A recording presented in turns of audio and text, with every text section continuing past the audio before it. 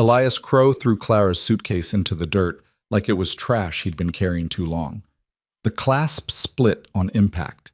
A folded photograph slid out, her mother's face, creased and muddy now, and no one in the crowd moved to pick it up. They just watched. Some of them were almost smiling. Clara stood on the platform of Red Hollow Station with the afternoon sun cutting across her face and her hands hanging at her sides, and she did not cry. Not yet. Not in front of them. "I asked for a woman with means," Elias said, loud enough for the whole street to hear. "Not a charity case in a borrowed dress." She had traveled 6 days on that train. She had sold her mother's silver comb to buy the ticket. If you've ever stood somewhere and realized no one was going to help you, stay with this story. Because what happens next changed everything. Don't forget to subscribe to the channel so you never miss a story like this one. Hit the like button and drop a comment telling me what city or country you're watching from. I want to see just how far this story travels. Now let's go back to that platform in Red Hollow and to the moment Clara Whitmore's life broke open and became something none of us expected. What? The train had been late arriving into Red Hollow, which meant Clara had spent the final 40 minutes of the journey sitting upright in her seat, watching the scrubland flatten and stretch through the window, trying to smooth the wrinkles out of her dress with the flat of her hand. It didn't help. The dress was a pale green that had once been a color worth calling pretty, but 3 years of washing and mending had worn it to something closer to gray. And there was a small stain just below the left cuff that she'd tried to hide with a half-turn of the sleeve. She told herself it didn't matter what she looked like when she stepped off the train. She told herself Elias Crow was a practical man. His letters had said as much. And that practical men judged women on their character and their willingness to work, not on the state of their hem. She had been telling herself a lot of things during those 6 days on the train. The truth was simpler and harder. She was 31 years old, she had buried her father in the spring, and her mother the winter before that. And the house they'd lived in outside of Millhaven had gone to settle her father's debts 3 weeks after the funeral. She had taken what she could carry. A suitcase, a tin box with a few letters and photographs, a small amount of cash that she'd watched dwindle with every meal and every night's lodging on the road west. Elias Crow had responded to an advertisement placed through a correspondence agency in Omaha. His letter had been short but not unkind. A man of 43, he'd written, owner of a modest but productive spread east of Red Hollow, looking for a capable woman to share the work and the life. He had asked about her background, her health, her temperament. He had not asked about her finances. She had answered everything he asked, truthfully, and she had not volunteered what he hadn't asked. That, she understood now, had been a mistake. She saw him before the train fully stopped. He was standing at the far end of the platform with 2 other men she didn't know, his hat pushed back on his head, his arms crossed over his chest. He was taller than she'd imagined from his letters. He had a wide, flat face and pale eyes that didn't move when she stepped down onto the platform with her suitcase in one hand and her tin box tucked under her arm. The station agent took her ticket. A woman standing nearby with a basket of eggs watched her with open curiosity. Down the street, outside what appeared to be the general store, a small group of people had drifted into a loose cluster, the way people do in small towns when anything new arrives. Clara walked toward Elias Crow. She made herself smile. It wasn't a large smile. She wasn't capable of large anything right then. But it was genuine, or as close as she could get with her heart hammering the way it was. "Mr. Crow," she said, "I'm Clara Whitmore. It's good to meet you in person." He looked at her for a long moment. Not at her face, particularly. At her dress. At her suitcase. At the tin box under her arm. His eyes moved the way a man's eyes move when he's calculating something. "Where's the rest?" he said. She didn't understand him at first. "I'm sorry?" "Your things." He nodded at the suitcase. "That can't be all of it. Yes, I'm afraid so. I traveled light." One of the men standing with him made a sound that wasn't quite a laugh. Elias Crow's expression didn't change, but something behind his pale eyes did, and Clara felt the first cold thread of understanding begin to unspool somewhere in her chest. "Your letter said your family had property," he said. She kept her voice even. "My family had a house. My father passed in April. The house was sold to pay what he owed. So you've got nothing." The words were flat and clean, the way an axe blade is flat and clean. "I have skills," she said. "I can cook and keep accounts and manage a household. I can sew and preserve and tend animals. Your letter said you needed..." I needed a woman with means. He said it the same way she imagined he might correct a slow-witted ranch hand. Not cruelly, just with the kind of patience that is barely distinguishable from contempt. I wrote to the agency because I needed a woman who could bring something to the table, not just two hands and a sad story. Mr. Crow, I think if we could speak privately. I don't see the point. He turned his head slightly, as if addressing the air somewhere to her left rather than her face. I asked for a woman with means, not a charity case in a borrowed dress. And then he looked at her suitcase, and he picked it up, and he threw it. The clasp split when it hit the dirt. She heard the sound of it, not loud, just a small mechanical pop. And then she watched her belongings shift and scatter across the platform steps. A folded blouse, the small glass bottle of rose water she'd been saving since her mother died. The photograph. She watched the photograph slide out and land face down in the dirt. Nobody moved. Not the men with Crow, not the woman with the eggs, not the people who had drifted up from the general store to watch. The station agent had gone very still near his door. A child somewhere to her left had stopped whatever it was doing. The whole platform had gone the particular quality of quiet that only happens when everyone present knows they are witnesses to something and no one wants to be the one who speaks first. Clara looked at the photograph. Then she looked at Elias Crow. He was already turning away. That was the moment that broke something open in her. Not the humiliation, not the audience, not even the scattered belongings. It was the turning away, the casual completeness of it, the way he was done with her before she'd finished existing in front of him, the way it cost him nothing at all. She bent down and picked up the photograph herself. She turned it over and brushed the dirt off her mother's face with the side of her thumb. She put it in her coat pocket. Then she picked up the blouse and the rose water and set them back in the suitcase and pressed the broken clasp down as firmly as she could, and she straightened up and stood there holding it. She did not know what she was going to do next. This was not a small uncertainty. It was the kind that has no floor to it, the kind where you realize you have been planning and hoping and telling yourself things for weeks. And now the plan is gone, and there is nothing underneath it. She had $12.40. She had a suitcase with a broken clasp. She had the name of a town she'd arrived in 3 minutes ago, and not a single person in it who knew her name. The woman with the eggs had set her basket down and was watching Clara with an expression that had softened slightly from simple curiosity into something that might have been sympathy, or might have been the satisfaction of watching someone else's misfortune from a comfortable distance. It was hard to tell. Clara had learned not to trust the soft-faced version of that expression. A man near the general store said something to the man next to him, and they both glanced in her direction.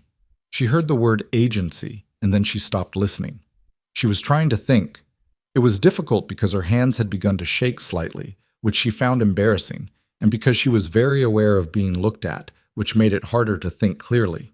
She'd always needed stillness to think, and there was no stillness here.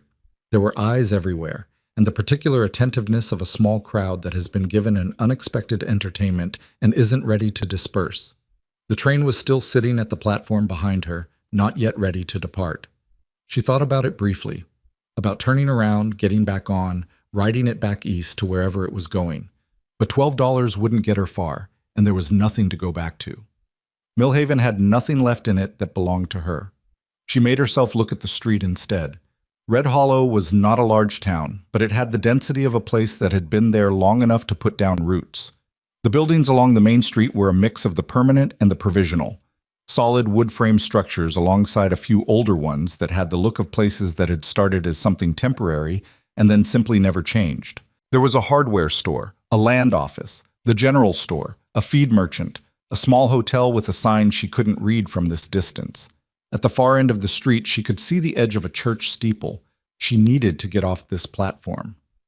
That was the immediate problem.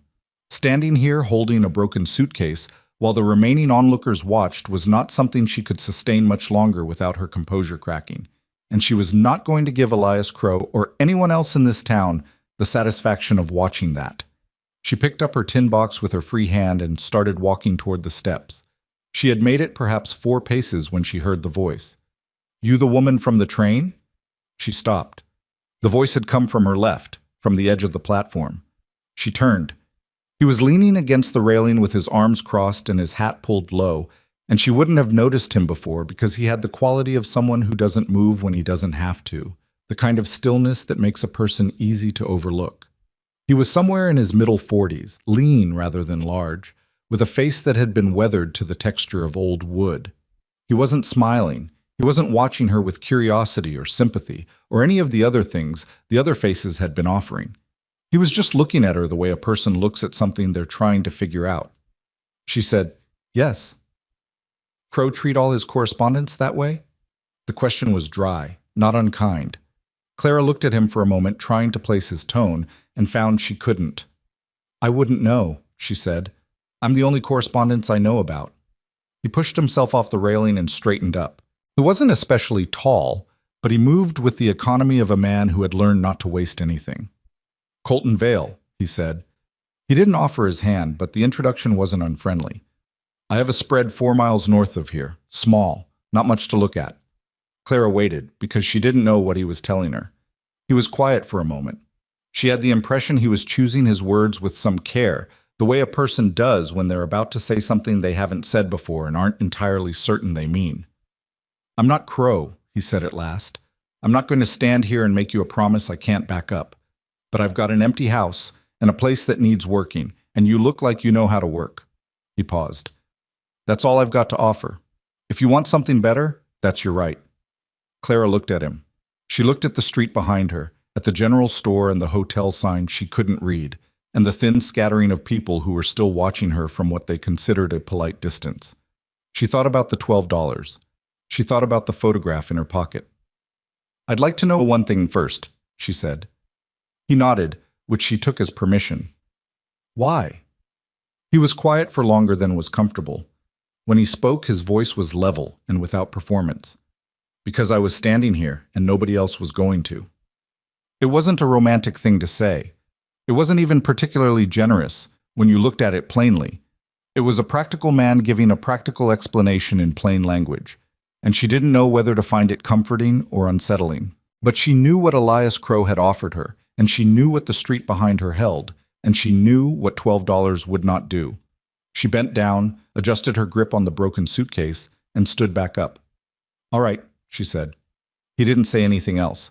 He just turned and walked to the edge of the platform, and she followed him down the steps and into the street, and the people who had gathered to watch Elias Crow's rejection of a woman in a faded dress watched Colton Vale walk away with her instead, and nobody quite knew what to make of it, and for a moment the whole crowd was genuinely, completely silent. That silence lasted about 4 seconds. Then everybody started talking at once. Clara didn't look back. She kept her eyes forward and her grip tight on the broken clasp, and walked alongside this stranger she'd agreed to go with. And she tried to keep her breathing steady, and she told herself she had made a reasonable decision with the information available to her. She had been telling herself a lot of things lately, but this one, at least, had a chance of being true. The wagon was at the edge of town, an old flatbed with 2 brown horses that looked like they had seen the better part of a decade of hard work and were philosophical about it. Vale climbed up without ceremony and picked up the reins. Clara set her suitcase and tin box in the bed and pulled herself up to the seat beside him, and neither of them spoke while the wagon moved through the end of the main street and out onto the road north. She watched the town fall behind them. The last building she saw was the hotel, and as they passed it, a woman came out the front door and shielded her eyes to watch the wagon go. Clara didn't recognize her. The woman watched them until they were around the first bend, and then she went back inside. The scrubland opened up on both sides of the road. The afternoon was getting on toward evening, the light going amber and long across the flat ground, and the wind had picked up slightly and smelled of dust and something dried and faintly sweet that Clara couldn't name. She sat with her hands in her lap and her coat pressed around her and did not look at the man beside her. He had not promised her anything except a small empty house and a place that needed working. He had been honest about what he was offering, which was more than Elias Crow had been. But honesty about the smallness of a thing was not the same as the thing being enough. She didn't know his history. She didn't know his character except for 4 minutes on a train platform and one dry, plain question. She didn't know what the house looked like or how far it was from other people, or whether she had made the largest mistake of a life that had recently been nothing but mistakes. She had $12.40, a broken suitcase, and a photograph of her dead mother. The wagon moved north into the evening, and the light kept going, and neither of them spoke. And Clara held her coat closed with one hand and watched the road ahead, and told herself that whatever came next, she had at least survived the platform. That was something. It would have to be. The ranch was not what she'd feared, which meant it was also not what she'd hoped for, which put it somewhere in the category of things Clara had learned to call simply what it was. 4 miles north of Red Hollow, Colton Vale turned the wagon off the main road and down a rutted track that ran between two low rises of scrubland. And when the house came into view, it was still light enough to see it clearly. She wished, briefly, that it hadn't been. The cabin sat at the bottom of a shallow slope with a barn behind it and a fence line that ran in two directions and had clearly not been mended in some time. The cabin itself was solid. She could see that much, could see the thickness of the log walls and the way the foundation had been laid with some care, but the porch railing had lost two of its uprights, and one of the shutters on the front window hung at an angle that said the top hinge had given out sometime in the past year and nobody had gotten around to fixing it. The yard between the house and the barn was not a yard so much as a collection of things that had been set down somewhere temporary and then forgotten. A wagon wheel missing half its spokes, 2 lengths of fence posts stacked against nothing in particular, a bucket with a rusted-through bottom sitting upright as though it still believed itself useful. Colton pulled the horses to a stop and wrapped the reins around the brake handle and climbed down without comment, the way a man moves around things he no longer sees because they've been there too long. Clara climbed down herself. She stood in the yard and looked at the cabin and the barn and the fence line going crooked into the evening light. And she took a slow breath and did not say anything, because the one thing she was certain of, after the day she'd had, was that she was not going to stand in this man's yard and complain about his fence. He carried her suitcase to the porch without being asked. That was something. "Water's from the well, east side of the barn," he said, pushing the front door open. "I'll get the animals settled. Kitchen's through there." He left her at the threshold and went back toward the barn, and Clara stood in the doorway and looked inside. The main room was one space, kitchen at the far end and a sitting area nearest the door, with a second door on the left wall that she assumed led to a bedroom. There was a table with 3 chairs, one of which had a crack running halfway up the back leg. There was a wood stove that needed cleaning. There was a shelf above the dry sink with a row of tins and a stack of mismatched crockery and a single lantern sitting unlit. There was a second lantern on the table, also unlit. The light coming through the one good window was nearly gone. It was the most profoundly lonely room she had ever stood in. Not dirty, exactly. Not broken beyond fixing. Just emptied of everything that makes a space feel like someone lives in it rather than merely sleeps there. No rug. No curtains. No small unnecessary thing that someone had kept because it mattered to them. The walls were bare wood. The floor was bare wood. Everything was functional and nothing was anything else. Clara set her tin box on the table and her coat over the chair with the cracked leg. Not because she had decided that chair was hers, but because it seemed better not to take the good chairs until she understood the situation more clearly. And she stood in the middle of the room and thought, well, all right then. She found the matches on the shelf behind the second tin from the left. She lit both lanterns.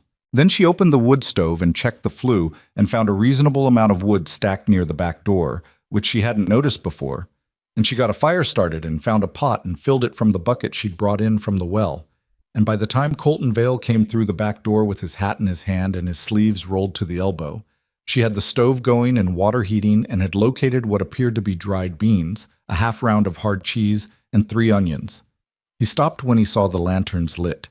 He didn't say anything about it, but he stopped for just a moment longer than necessary, and then he hung his hat on the peg by the door and sat down in one of the good chairs. "I don't have much in the way of stores," he said. "Beans and onions is supper," Clara said. "I've had worse." He looked at her for a moment across the table. She had the feeling he was trying to decide something about her, and she had no way of knowing what the options were. "There's a bedroom," he said. "That's yours. I'll take the loft." She hadn't seen a loft. She looked up and saw the ladder in the far corner, nearly hidden in the shadow, and the platform above the sitting area with a rolled blanket visible at the edge. "That's your house," she said. "And you're a woman alone in it," he said, with a flatness that closed the subject. She turned back to the stove. They ate without much conversation. The beans weren't done through. She hadn't had time. But they were warm and there was salt, and the cheese cut into slices was better than she'd expected. He ate without complaint, which she noted. He didn't eat fast or hunched over his plate the way men sometimes did when they were used to eating alone and had forgotten anyone was watching. He ate like a man who had once known manners and still observed them out of habit, even when there was no one to observe them for. When they were done, she washed the dishes in the water she'd heated, and he went outside and came back in and sat in his chair and was quiet. And she found that the quiet was not uncomfortable, which surprised her. She had spent a great deal of time in the past months in the kind of quiet that presses against you, the quiet of an empty house where someone used to live. This was different. It was just two people who had run out of practical things to say and hadn't yet found the need to fill the space with anything else. She dried the last dish and turned around. "I'd like to know what the work is," she said. "Tomorrow, I mean. What needs doing?" He looked up from whatever he'd been looking at on the floor. "Everything," he said. It wasn't self-pity, just inventory. "Animals in the morning. Then it depends." "Depends on what?" "On the day." He paused. "I've got 40 head of cattle on the north pasture and a fence line that's been letting them drift. I've been mending as I go, but I'm one man. I can mend fence." He looked at her with an expression that wasn't quite skeptical but was in that neighborhood. "In that dress?" "I'll need different clothes," she said. "I had a divided skirt, but it wore through. If there's fabric, there's a dry goods in town. I have $12. He was quiet for a moment. "I'll front you what you need. We can settle it later." She looked at him. "I don't take charity." "It's not charity," he said, with a patience that had a slight edge to it. "You work the place. You get paid for the work. I'm short on labor and you need clothes. That's a transaction, not a gift." Clara considered this. It was reasonable. She didn't like it, which was a personal problem and not a rational one, and she'd learned by now to recognize the difference. "All right," she said. He nodded and went back to looking at the floor, or whatever it was he was actually looking at in that direction. And Clara took the lantern and went to the bedroom and closed the door behind her. The bedroom had a bed, a real one, with a frame and a rope mattress and 2 blankets, and a small dresser and a window that looked out toward the north pasture, or would have if it hadn't been dark. She set the lantern on the dresser and sat on the edge of the bed and put her face in her hands. She didn't cry. She thought about it, considered it, decided against it. Not because crying was wrong, but because if she started, she wasn't sure she'd stop, and she needed to be functional in the morning. Instead, she sat there with her face in her hands in the dark, at the edge of a stranger's bed, in a stranger's house 4 miles from a town she didn't know. And she thought about her mother's silver comb that she'd sold for the train ticket. And she thought about the photograph she'd picked up out of the dirt on the platform. And she thought about Elias Crow turning away from her with the particular ease of a man discarding something he'd never valued in the first place. Then she took her hands down and looked at the wall and thought, "You are not dead. You have a bed and a roof, and the stove is lit. You have been in worse positions than this, and you have gotten up from all of them, and you will get up from this one too." She wasn't sure she believed it yet, but she said it to herself anyway, the way you prime a pump, not because the water is there, but because you need to make the motion until it is. She put the photograph on the dresser next to the lantern, face up, and went to sleep. The first week was a study in careful distance, not unfriendly. Colton Vale was not an unfriendly man, she was coming to understand. He was simply a man who had organized his life around the absence of other people, and her presence disrupted the organization in ways that she could tell he was still adjusting to. He rose before dawn. She could hear him moving in the loft, then the creak of the ladder, then the back door, and was in the barn by the time she had the stove going. Breakfast was her domain without discussion. She made it, left his portion on the back of the stove to stay warm, and he came in and ate it while she was already on to whatever came next. Whatever came next was always something. The cabin had the accumulation of years of single-man occupation. Not filth, but a kind of strategic neglect. The prioritizing of necessary over-comfortable until comfortable had been so long postponed it had simply ceased to be considered.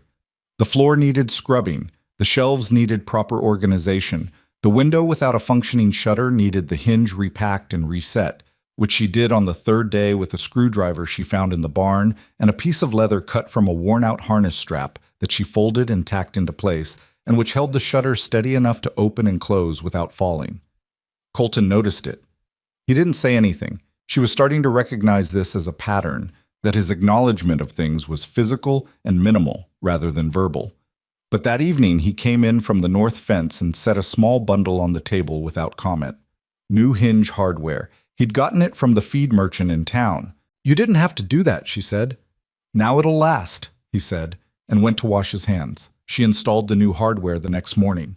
It took her the better part of an hour because the door frame was slightly warped and she had to shave it with a draw knife she'd found hanging in the barn, which she'd never used before, and which gave her a blister on her right palm that she didn't mention. The shutter opened and closed cleanly when she was done. She stood back and looked at it with a satisfaction that was entirely disproportionate to the task, which told her something about the state she'd been in when she arrived. She'd been in town twice in that first week, both times with Colton on supply runs. Both times she'd felt the weight of eyes following her down the main street of Red Hollow, felt the particular quality of a small town's attention on a person it has already categorized and isn't sure how to recategorize. The woman who'd arrived on the train and been thrown over by Elias Crow and gone home with Colton Vale.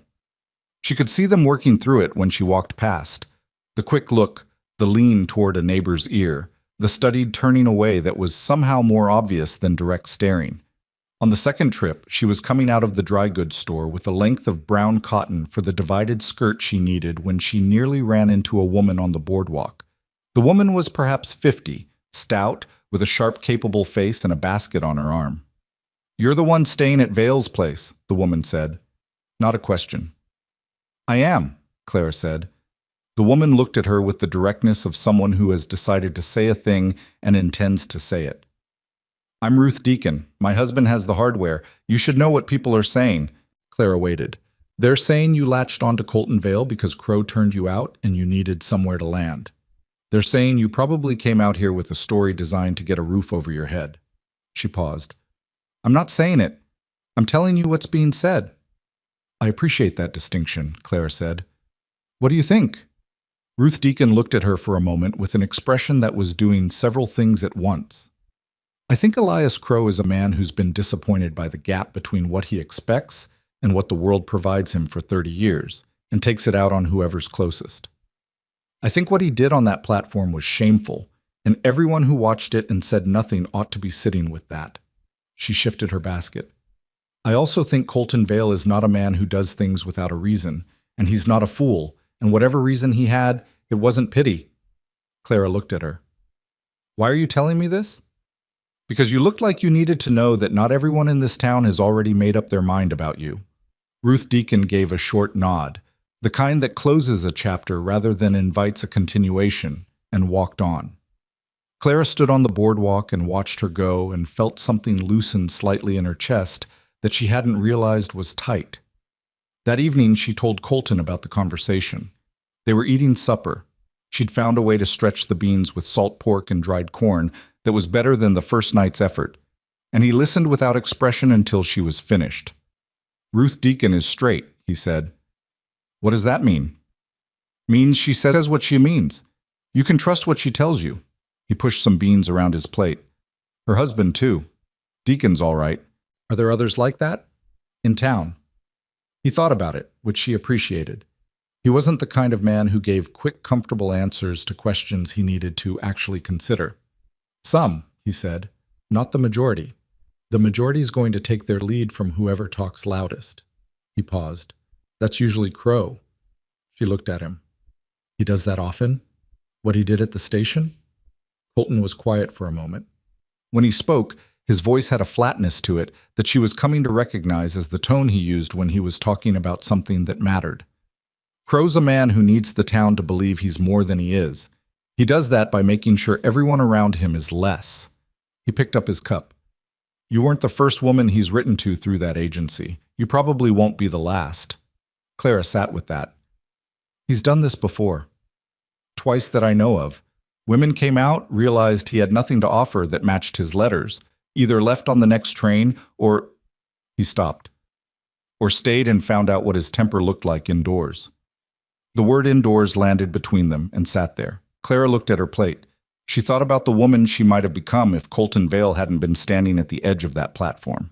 She thought about Elias Crow's pale eyes and the ease with which he'd picked up her suitcase and thrown it, the complete absence of feeling in the motion, as though she were not a person standing in front of him but a miscalculation to be corrected. "Thank you," she said. He looked up. "For the platform, for saying what you said." He was quiet for a moment. "You already thanked me." "I know." She met his eyes. "I'm thanking you again, because I think I understand now what you saved me from, and I didn't fully understand it at the time."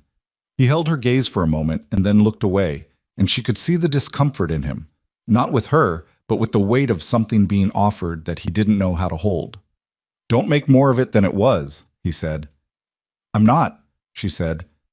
"I'm making exactly as much of it as it was." He didn't answer, but she noticed that his shoulders, which had been slightly raised, settled back down, and he finished the rest of his supper without any of the stiffness he sometimes carried at the table. The divided skirt was finished at the end of the first week, cut and sewn by lamplight over 2 evenings, and wearing it the first morning she went to the north fence with him. Changed things in a practical and immediate way. She could move. She could step over wire and crouch down and stand up quickly without managing yards of fabric. And after 3 hours of post-work, her hands were raw and her back ached in a specific way that told her she'd been using muscles she hadn't used before, but the fence line was 40 yards longer than it had been that morning. Colton worked without much comment, which was fine. He pointed at things that needed doing and then did them alongside her, and she matched his pace or exceeded it where she could. And when she did something wrong, her first post hole went in crooked, he showed her the adjustment without making anything of it, just came over and put his hands alongside hers on the digger and shifted the angle and said, "Harder ground here, you've got to lean into it," and then stepped back and let her do it herself. She learned to lean into it. There was a morning in the second week when she came into the barn to feed the chickens, a small flock of 8, slightly ragged, extremely opinionated, and found that 2 of them had gotten into the grain bin and were standing in it in a state of considerable self-satisfaction. She stood in the barn doorway and looked at them for a moment, and they looked back at her with the blank confidence of animals that have never once entertained the concept of consequences. "You two," she said. They blinked. She had been herding them back out of the bin, which required a particular choreography of arms and persistence and the willingness to be completely undignified, when she heard a sound from behind her and turned to find Colton standing at the barn door watching. She was bent nearly double trying to get around the larger hen, and she had grain in her hair, and the hen had the expression of an animal that has thoroughly won. She straightened up. She and Colton looked at each other. He made a sound in his chest that was not quite a laugh, but was in the same family. A brief, involuntary compression of air that he stopped almost immediately, as though he'd caught himself doing something unexpected. She felt the corner of her own mouth lift. "Don't." "I didn't say anything." "You thought it very loudly." He pressed his mouth flat, which did not entirely succeed in making him look neutral, and came into the barn and helped her get the second hen out of the bin, and they did it without further comment, but there was something lighter in the air after it. A small shift, the kind that you don't notice until later when you realize the room felt different for the rest of the day. The days settled into a rhythm. Not easy. Nothing about the ranch was easy, and Clara had taken on more than the cabin by the end of the second week.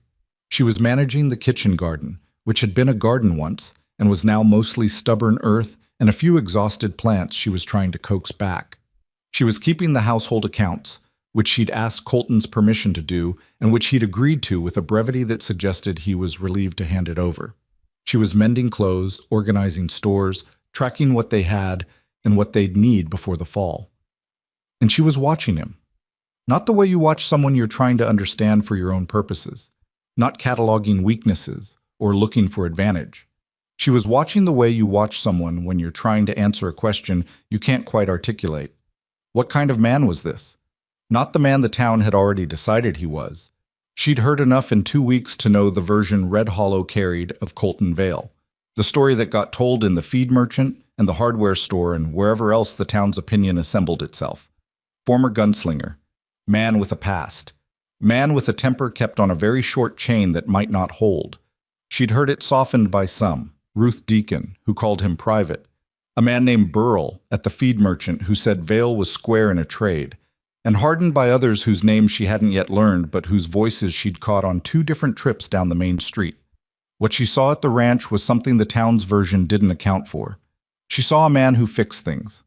Quietly, without announcement, in the early morning or the last hour of evening light. The porch railing's missing uprights reappeared one morning, cut and fitted and sanded so the edges wouldn't catch a sleeve. The wagon wheel that had been sitting in the yard was gone one afternoon and back in place on the spare wagon 2 days later. He didn't tell her about these things. He didn't seem to need her to notice them. He just fixed what was broken and moved on to the next broken thing. She saw a man who was careful with his animals, not sentimental. He was not a sentimental man about anything, she was fairly sure, but careful.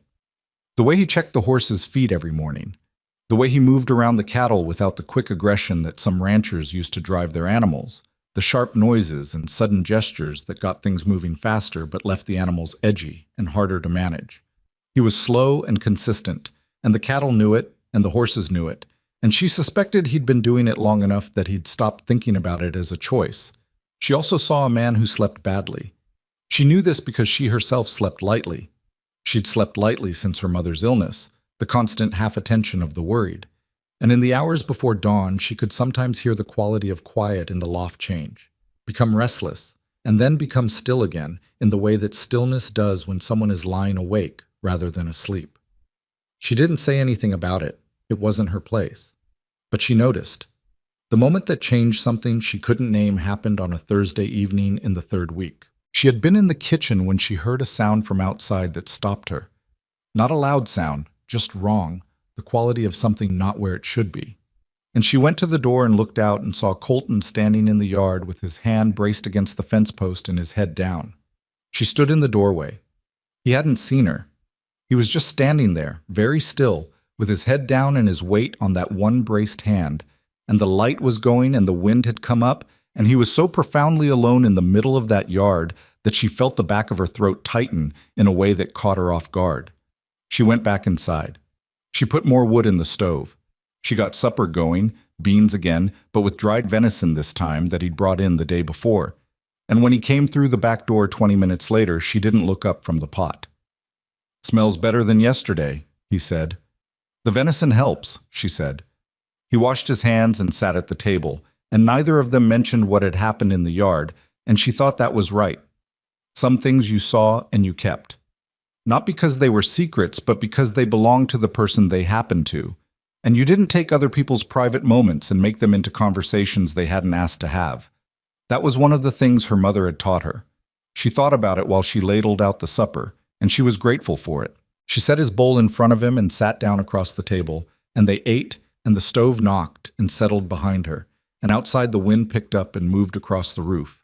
And the two lanterns on the table put out their steady light, and for the first time since she'd stepped off the train in Red Hollow, Clara Whitmore sat somewhere and felt, not safe exactly, not settled, but present.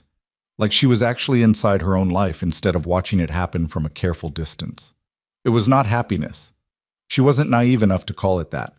But it was something that hadn't been there a week ago, and she sat with it carefully, the way you handle anything that might be fragile, and she ate her supper and listened to the wind and didn't try to name it. Then he said, without looking up from his bowl, "You did good work on the fence today." She looked at him. His eyes were still on his food. "Thank you," she said. He nodded once, short, and kept eating. It was not a declaration. It was not a turning point. Not in the dramatic sense that stories sometimes want things to be. It was 4 words from a man who did not spend them freely, and it landed in the room and she felt the weight of it, felt the small and specific significance of being seen by someone who did not see easily. Outside, the wind moved through the scrubland and rattled the new shutter on its good hinge, and it held. The trouble started with a letter. It arrived on a Tuesday, brought out from town by the mail rider who came through the North Road every 2 weeks, and Colton brought it inside and set it on the table without opening it, which was how Clara knew it was the kind of letter you needed a moment before you read. She was at the stove and she didn't ask. She'd learned by now that he would get to things in his own time, and that pressing him toward a thing he wasn't ready for produced exactly nothing except a slight tightening around his jaw that told her she'd miscalculated. She finished what she was doing and went to check on the garden, and when she came back in 20 minutes later, the letter was open on the table and he was standing at the window with his arms crossed. "Town Council," he said, without turning around. "They want us in Red Hollow Friday." Clara set down the basket she was carrying. "What for?" Doesn't say specifically. He turned from the window. His face had the particular stillness it got when he was managing something. Says there are concerns about the arrangement at this property that require formal discussion. She looked at the letter on the table. She didn't pick it up. Concerns from whom? It's signed by the council chairman, man named Aldous Het. He paused. But Het doesn't do anything without Crow standing behind him. She pulled out a chair and sat down. She'd known something like this was coming, had felt it building in the quality of attention she got on the main street, in the way certain conversations in the general store stopped just slightly too fast when she walked in the small clotting of opinion she could feel happening around the edges of their daily life like weather forming. She'd known it, and she hadn't said anything to Colton because there was nothing useful to say about weather before it arrives. "What do they want to discuss?" she said. He sat down across from her. He put his hands flat on the table, a gesture she recognized as his version of preparation. The way Het's written it, they want to discuss what he calls the moral character of the arrangement, two unmarried people sharing a property. He said the phrase without inflection, but she could hear what was underneath it. In a town like Red Hollow, that's not a small accusation. Clara was quiet for a moment. She'd grown up in a town not unlike Red Hollow, had understood from early childhood the particular power that a community's opinion could exercise over a person's daily existence. She'd thought she'd left that behind in Mill Haven. She understood now that some things follow you in the shape of the world rather than the shape of the place. "And if we don't go?" she said. "Then they come to us," he said, "and that's worse." She looked at him. He was watching her with an expression she hadn't seen from him before. Not quite uncertainty, but something adjacent, like he was waiting to see what she would do with this, whether she would fold or whether she would face it. "All right," she said, "we go Friday." He held her gaze for a moment, then he nodded once and got up and went back to the window. She picked up the letter and read it herself. It was written in the careful, formal language of a man who had probably not written it himself, but had told someone else what to write and then signed it with the pleased authority of someone who believed the words gave him power. The language was neutral on the surface: concerns, community standards, the well-being of all parties involved. But the architecture underneath it was perfectly clear. Elias Crow wanted them uncomfortable and on the defensive, and he'd found a way to use the machinery of the town to make it happen without putting his own name on the document. She set the letter back on the table face down. The week between the letter and Friday was its own particular difficulty.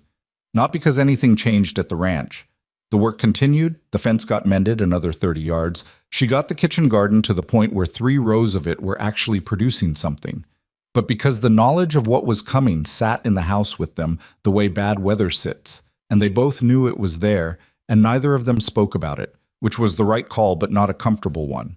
She found herself thinking about it in the hours she normally used for sleep. Not anxiously, exactly, but with the attentiveness of someone running through possibilities. What Crow wanted was to destabilize them, to make them feel that what they'd built in 6 weeks was less solid than it was, to make her feel like the woman on the platform again, and to make Colton feel like the dangerous man the town had decided he was. If they walked into that room afraid or defensive, Crow had already won half of it before anyone spoke. She thought about what her father used to say when she was a child, something she'd mostly forgotten until now. The way you walk into a room tells people what you think of yourself. She'd been young enough when he said it that she hadn't fully understood what he meant. She understood it now. On Thursday evening, she was at the table with the household accounts when Colton came in from the barn later than usual and sat down across from her without washing his hands first, which was enough out of his pattern that she looked up. He was looking at the surface of the table. "I need to tell you something," he said, "before tomorrow, so it doesn't come out of nowhere if Crow uses it." She closed the account book and waited. He was quiet for a moment, assembling it. "Before I came to Red Hollow, I was in a town called Mercer's Gap, down south. I was younger, different." He paused. "There was a man there who owed money to people I worked for. Not good people. I knew they weren't good people, and I worked for them anyway because I was good at the work, and the work paid well, and I hadn't yet learned what that meant about my character." Clara said nothing. She kept her face level. "The man in Mercer's Gap had a son who got in the way of something, and there was a confrontation, and I was part of it." He stopped. His hands were flat on the table, very still. "The son didn't die. But he was hurt badly enough that the town remembered it. I left before they could decide what to do with me. Came north, bought this land with what I had left, and decided the best thing I could do for everyone was stay away from everyone. He looked up at her. Crow knows. He's known since before you got here. He's been holding it because he didn't need it until now. Clara looked at him. She thought about the man standing in the yard with his hand on the fence post and his head down in the going dark. She thought about the bad sleep she heard through the ceiling on hard nights. She thought about how he moved around his animals, slow and careful and consistent, the opposite of sudden. You're telling me this so I'm not blindsided tomorrow, she said. Yes. Not because you think I'll leave. He held her gaze. I think you might, he said. That's your right. She looked at him for a long moment. He did not look away, which she understood cost him something. I've been given worse information about people and stayed, she said. And I've left people I had more reason to stay with. She paused. What I care about is whether the man in front of me is the same man who did that, or whether he's someone who's been doing the work of becoming something else. I can't answer that for myself, he said. That's not something you get to say about yourself. No, she agreed. It isn't. They sat with that for a moment. The fence is 40 yards longer than it was 6 weeks ago, she said finally. The porch rail is fixed. The shutter holds. The accounts are straight. She paused. That's not nothing. He looked at her for a long moment. Something moved through his expression that she couldn't name exactly. Not relief because it wasn't finished yet, but something like the specific feeling of a weight that has been set down briefly before being picked up again. No, he said. It's not nothing. She reopened the account book. Get some sleep, she said. Tomorrow we go to town. He went to the ladder and climbed up, and she stayed at the table with the accounts for another hour. Not because the numbers needed her attention, but because she needed the routine of them, the clean fact of figures that either balanced or didn't, before she went to bed. Friday morning she was up before he was, which was not her usual. She had the stove going and coffee, real coffee, from the last of the tin she'd been rationing, and breakfast done by the time he came down the ladder. He sat down and ate and didn't comment on the coffee, but he drank 2 cups of it, which said something. She had put on her second dress. It was better than the green one, a dark blue that had held its color and didn't show the wear as plainly. She had done her hair properly, pinned and flat, no loose ends. She looked like a woman who intended to be taken seriously, which was exactly what she intended. Colton wore a clean shirt and his good hat. He'd shaved, which she noticed. They drove to Red Hollow without speaking much, and the silence was not the comfortable one they'd developed over 6 weeks of supper, but a more purposeful kind. Both of them sitting with what was coming and what they knew and what they didn't know about how the morning would go. The council met in the back room of the land office, which was larger than it needed to be for its stated purpose, and had clearly been arranged to suggest authority. 6 chairs in a row along one wall for the council, 2 chairs facing them, a gap between the groups that was exactly wide enough to be uncomfortable. Aldous Hett sat in the center chair. He was a heavy-set man in his 60s with a gray mustache that he kept at a particular length as though it were a statement of character, and he had the face of a man who believed his own importance without ever having had it genuinely tested. 4 other men sat with him. Clara didn't know most of their names, but she recognized 2 of them from the main street, faces she'd cataloged over 6 weeks of trips to town. She recognized Elias Crow the moment she walked in because he was seated not in one of the council chairs but to the side, angled slightly, in the position of a man who has been careful to make himself not officially present. He met her eyes when she walked in. He didn't look away. He had the ease of a man who believes the room is already his. She looked away first. Not from weakness, she made the decision consciously, because she had more important things to be looking at than Elias Crow's face. She and Colton sat in the 2 chairs facing the council. She kept her back straight. She kept her hands in her lap, and she did not grip them together. Hett cleared his throat. He had a way of doing it that suggested he'd practiced the sound. Mr. Vale, Miss Whitmore, thank you for coming. We received your letter, Colton said. What is it you want to discuss? Hett looked mildly put out by the directness. He'd probably expected them to thank him for the invitation. This council has received several reports regarding the nature of your living arrangement at the Vale property. As you may be aware, Red Hollow operates on certain standards of community conduct.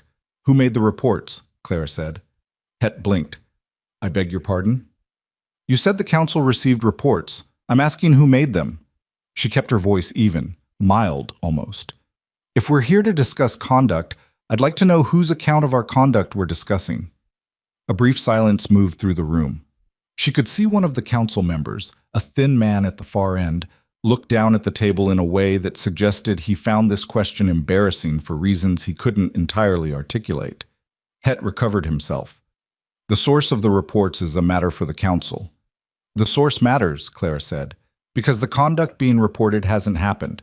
And I think it's relevant to this discussion whether the person making the report has a personal interest in how this council chooses to act.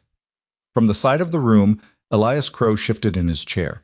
Het folded his hands on the table in front of him. He had the look of a man reassembling his preparation. Miss Whitmore, I understand you came to Red Hollow under difficult circumstances. I came to Red Hollow to be married, she said. The man who'd asked me to come changed his mind when I arrived. He did it in public, on the station platform, in a manner that I think most people in this room would not describe as gentlemanly. She paused. Since then, I have been working. I manage the household accounts at the Vale property. I work the fence line. I keep the kitchen garden. I cook 3 meals a day and I mend clothing, and I have not asked for charity from anyone in this town, including the man I work alongside. She kept her eyes on Het, not on Crow. I'm not certain what conduct is being reported, but I am certain that what I've described is not it. The thin man at the end of the table was definitely not looking at anyone now. Het turned to Colton. Mr. Vale, perhaps you could speak to the council about how you see this arrangement. Colton had been still and quiet since they sat down, and she'd been aware of it, aware of him choosing not to speak yet, the way you're aware of held pressure. He looked at Het for a moment before he answered. I went to that platform because I'd watched Crow's letters come through the post office for 2 years, he said. I knew what kind of letters they were. I knew what kind of man sends them. He paused. I went because I thought someone should. Het glanced at Crow involuntarily. Crow's expression didn't change. Miss Whitmore is the hardest working person on my property, Colton continued, which is saying something since I'm on it too. She's made it a better place in 6 weeks than I managed to in 6 years. She sleeps in the bedroom, I sleep in the loft, and if this council has a concern beyond that, I'd appreciate hearing it stated plainly rather than dressed up in language about community standards. Another silence. This one had a different quality. Not the silence of a room being managed, but the silence of a room that has heard something it needs to sit with. Crow leaned forward slightly in his chair. He wasn't supposed to be officially present, but he'd apparently decided the moment required him. Council ought to consider Vale's history before taking his word for anything, he said. A man who left Mercer's Gap under the circumstances he did. I left Mercer's Gap, Colton said. He said it directly to Crow for the first time since they'd walked in, and his voice was the flattest she'd ever heard it. And I've been here 12 years. You know what I've done in 12 years in this county? You know every trade I've made and every man I've dealt with and every piece of fence I've mended. If you've got something to say about Mercer's Gap, say it to my face and say it straight, or don't say it at all. Crow held his gaze. I'm saying a man with your history ought to be careful about the claims he makes in front of the council. I'm not making claims, Colton said. I'm answering the council's questions. You're the one making claims, and you're doing it from a chair you're not supposed to be sitting in. The thin man at the end of the table made a sound. He covered it with his hand. Het's mustache moved in a way that suggested considerable internal effort. Mr. Crow is here as a what? Clara said. She looked directly at Crow for the first time. As the man who brought the report? As the man who put this meeting together? As the man who wrote letters to women through a correspondence agency and then humiliated them in public when they didn't bring enough money? She kept her voice level. She had decided on level. She had decided that this room and this man and this moment did not get her anger, not because she didn't have it, but because she'd learned that anger given to people who want it is just another gift you can't take back. Because if this council wants to discuss the moral character of arrangements in this community, I'd suggest starting with the question of what it says about a town when a man can do what was done on that station platform and walk into a council meeting 3 weeks later to provide testimony about someone else's conduct. The room was entirely silent. Het looked at Crow. Crow looked at Clara. His pale eyes were doing something she couldn't read entirely, but underneath it she could see the thing he hadn't expected, that she was going to be hard to move, and that the strategy of making her feel small was not going to work the way it had on the platform, and that he'd miscalculated the kind of woman she was. This council, Het said finally, is not in the business of adjudicating personal disputes. No, Clara said. That's my point. Another silence. Het cleared his throat again, but without the earlier performance. He looked at the table. He looked at the council members on either side of him. The thin man at the end appeared to be examining his own hands with great interest. I think, Het said, with the careful phrasing of a man who is revising his position while pretending he never held another one, that this council is satisfied that the arrangement at the Vale property is a matter of employment and household management, and that there are no grounds for further— I'm not finished, Colton said. Het stopped. Colton was looking at Crow, not with the flatness of before, with something clearer, something that had come to a point. I want it stated in front of this council that what happened at that station platform 6 weeks ago was a harm done to a person in this community. Not a misunderstanding, not a personal dispute, a harm done publicly in front of witnesses. His voice was even. He did not raise it. And I want it stated that if it happens again to this woman or to anyone else Crow decides doesn't meet his specifications, there will be a formal complaint before this council, and I will be the one making it. Crow's face had gone very still. That's all I have to say, Colton said, unless the council has further questions. Het looked deeply unhappy in the specific way of a man who has organized a proceeding, expecting to control it, and has instead been watching other people determine its outcome for the past 20 minutes. I think that concludes— One more thing, Clara said. She hadn't planned this, but she'd been sitting in this room and watching Crow's face and thinking about the women he'd written to before her, the two Colton knew about, and probably others he didn't. And she thought about what she'd said to Het, about the question of what it says about a town, and she understood that she had a moment that might not come again. I'd like the council to consider establishing a record, she said, a written one, of correspondence agency marriages or arrangements that end in public termination, who initiated them, what the stated reasons were, whether the women involved remained in the territory or left. She paused. I think if this council reviewed that record, they would find it instructive. Het blinked at her. We don't typically— I know, she said, but you could. That's my request. She stood up. Colton stood up beside her, and she was aware of him there, not between her and the room, but alongside her, which was a different thing and exactly right. She looked at Aldous Het, and then at the council members on either side of him, and then, last, briefly, deliberately, at Elias Crow. He was watching her with the particular attention of someone updating their assessment of a situation that has gone differently than planned. She turned and walked out of the room, and Colton walked out beside her, and neither of them spoke until they were through the land office door and on the boardwalk in the flat morning light. She stopped. She let out a breath, slow and controlled. The record request, Colton said. Where did that come from? I don't know, she said. It seemed worth asking. He was quiet for a moment. They might actually do it. Het's afraid of being seen as Crow's man. If it came out publicly that he'd been running these proceedings on Crow's behalf— I know, she said. That's why I asked. He looked at her. She could see him recalibrating something. You planned that, he said. Not entirely, she said honestly. I planned the first part. The last part came when I was already standing.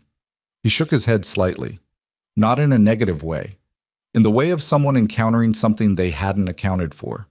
They stood on the boardwalk for a moment, the town moving around them at its ordinary pace, and she became aware that several people nearby had gone slightly still in the way that people do when they are listening without wanting to appear to be. Ruth Deacon was across the street with her basket, and when Clara looked over she met her eyes, and Ruth gave her a small nod, deliberate and direct. The kind of nod that says, I saw that and I'm not forgetting it. It should have felt like a victory. And in some ways it did. But Clara was too tired and too clear-eyed for the clean version of that feeling. What she felt was more like the particular exhaustion of having held yourself together very carefully for a very long time and then being allowed, briefly, to notice how hard it had been. She turned to go back to the wagon, and that was when she heard Elias Crow's voice behind her. Not loud, not calling after her, but meant to carry. Doesn't matter what you said in there, he said. Town's already made its mind up about what you are. She stopped. Colton's arm went slightly rigid at her side.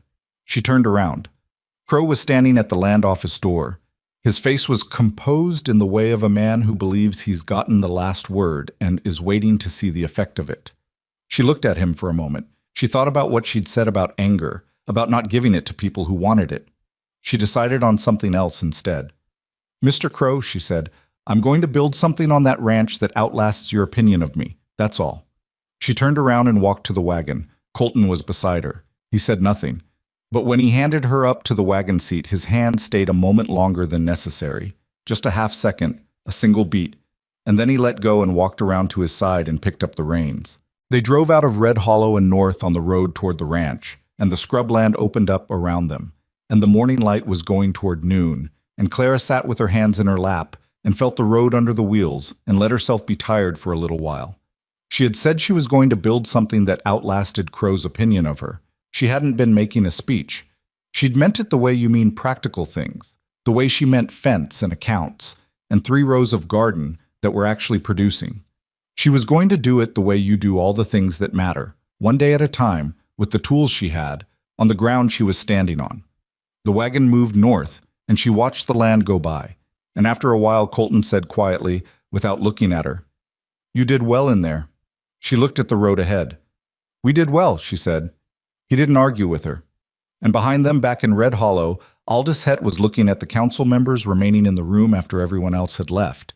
And he was thinking about the record Clara Whitmore had asked for. And he was thinking about what it would look like if that record existed and became known. And he was thinking about Elias Crow with the slow caution of a man who is beginning to understand that he has been standing too close to something that might eventually become a problem. It was not justice. Not yet. It was something smaller and more durable, the first small movement of the ground underfoot, so slight you might not notice it if you weren't paying attention. Clara was paying attention. She always had been. The record Clara had requested did not materialize quickly, because nothing in Red Hollow moved quickly when it required Aldous Hett to do something he hadn't already decided to do. But it moved. That was the thing she had learned about small towns. The machinery of them was slow and resistant and powered largely by the opinions of people who would never admit to having been wrong. But if you got the right stone into the right place, the grinding eventually happened whether anyone wanted it to or not. She knew it was moving because of Ruth Deacon.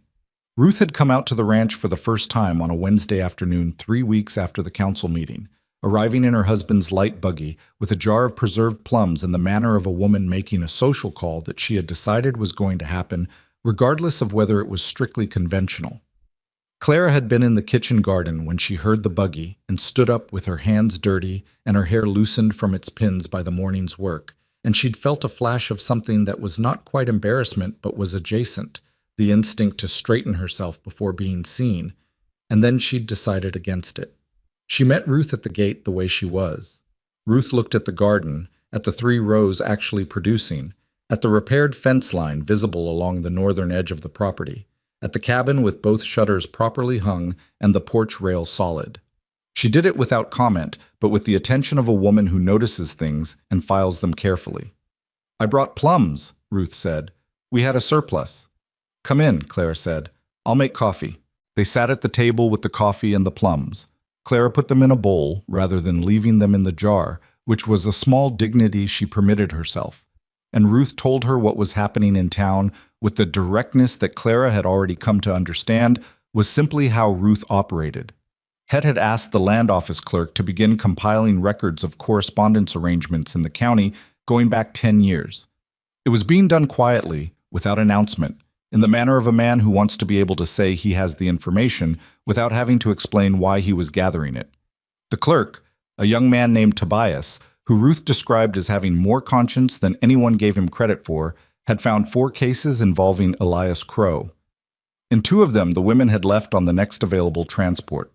In one, the woman had stayed and married a farmer 20 miles east of Red Hollow, and she had, when Tobias contacted her as part of the records process, been willing to speak about what had happened at the arrangement stage.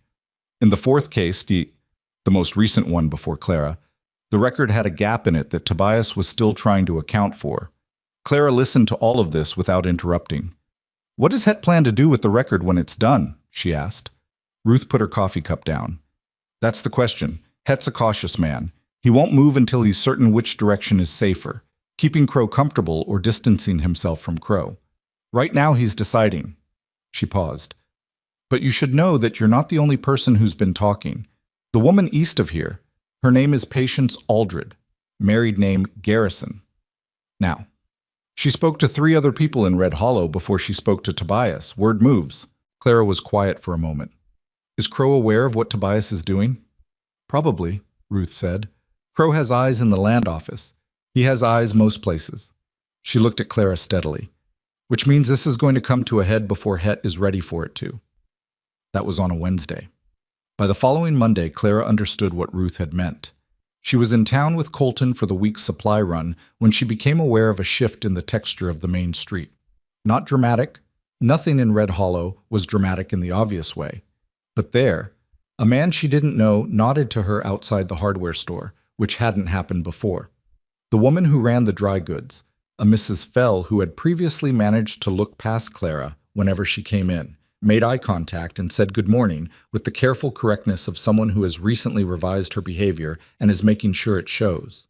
And in the feed merchant, where Colton was loading a sack of grain and talking to Burl, Clara overheard 2 men discussing Elias Crow in terms that were not flattering and not quiet. She didn't linger near that conversation, but she'd heard enough to know that the stone she'd put into the machinery of the town was grinding. What she didn't know was what Crow was doing about it. She found out on Thursday. She was alone at the ranch that morning. Colton had ridden to the north fence at first light for a section that had been giving trouble for 2 weeks. When she heard a horse on the road and looked out the front window and saw Elias Crow riding down the track toward the house, she stood at the window for a moment. She thought about going to the door and meeting him on the porch. She thought about not opening the door at all, which was also an option, and one she considered seriously. She decided on the porch. She came out before he'd fully dismounted, drying her hands on the cloth she'd been using in the kitchen, and stood at the top of the porch steps and watched him tie the horse to the fence post and come toward her. He was dressed for town, not for riding, which meant he'd made a point of presenting himself a certain way for this visit. "Miss Whitmore," he said. "Mr. Crow." She did not invite him in. She stayed on the porch steps. He stopped at the bottom of them, which put him slightly below her, and she had the sense he'd registered the geometry of it and didn't like it. "I wanted to speak to you without Vale present," he said. "He's on the north fence," she said. "You're welcome to ride out and speak to both of us." "I'd rather speak to you alone." He said it smoothly, as though the preference were reasonable. "I think there are things we could discuss more productively without him." "I don't keep secrets from the people I work with," she said. "If you have something to say to me, you can say it in front of Colton, or you can put it in a letter. Those are your options." Crow looked at her. The pale eyes were doing the same calculation she'd seen on the station platform, the same running of numbers. "You've made yourself at home here," he said. "I work here," she said. "And you've been talking to people in town." He said it without accusation, in the tone of a man noting a fact. "About me." "People have been talking to me," she said. "I've listened. That's not the same thing." "The record you asked Het for." "I asked the council to keep accurate records of arrangements in this community. That's a reasonable request." I was quiet for a moment. He had the look of a man shifting approaches, trying a different angle. "Clara," he said her first name deliberately, establishing an intimacy he had no right to. "I think we started badly. I think what happened at the station was handled poorly. I was expecting something different, and I reacted without thinking it through." She looked at him. "You threw my suitcase in the dirt in front of 20 people." "I know."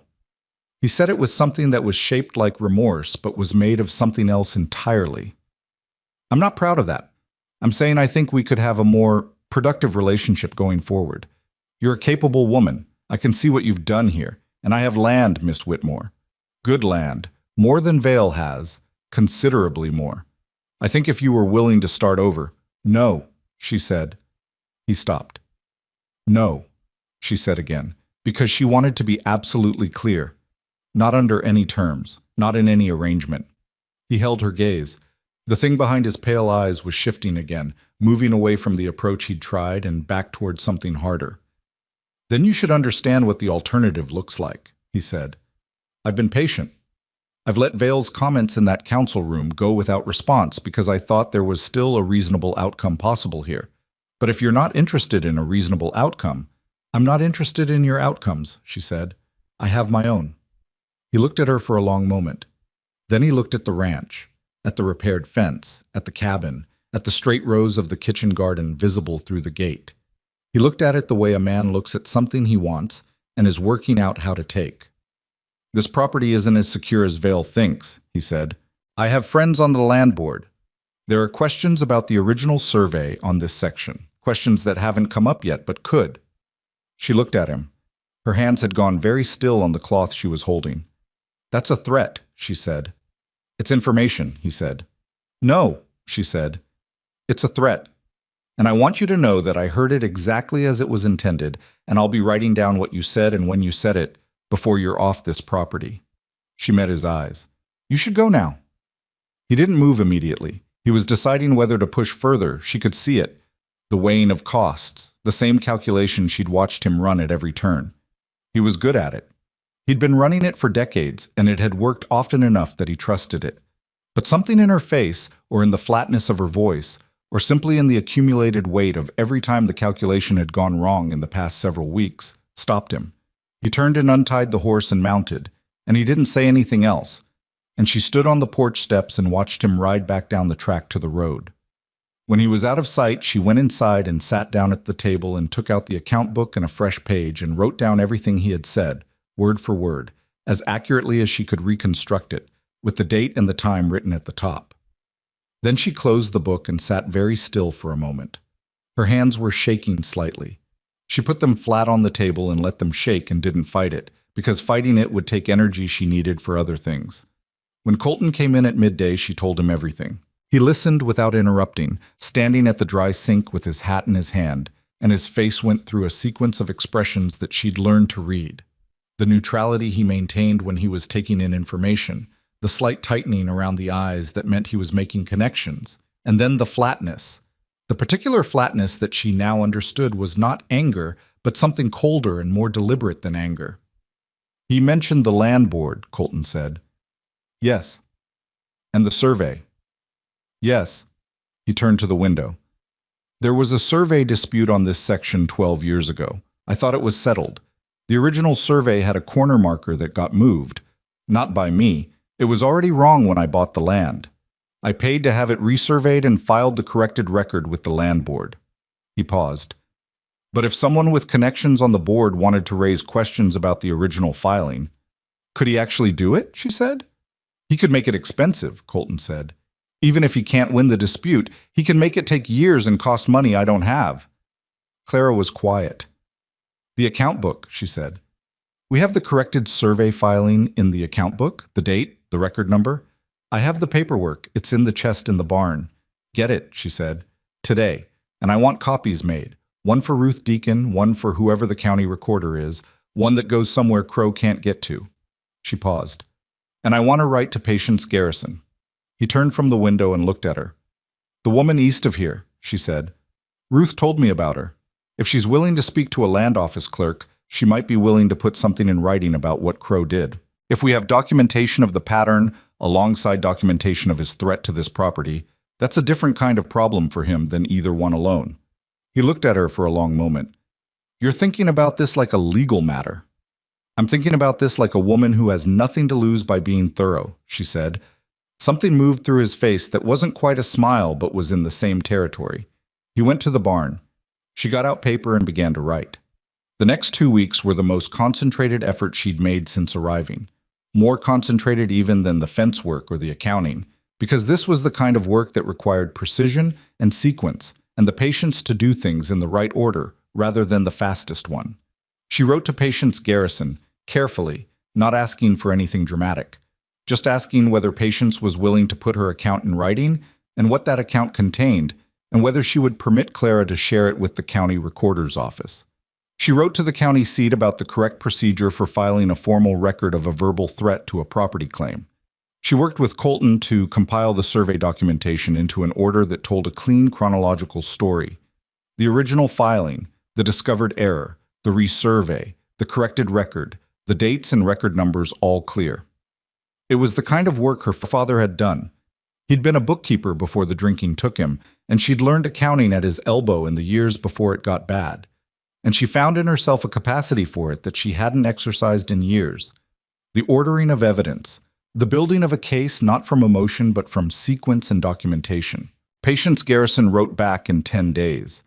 Her letter was 2 pages, careful and devastating in its specificity.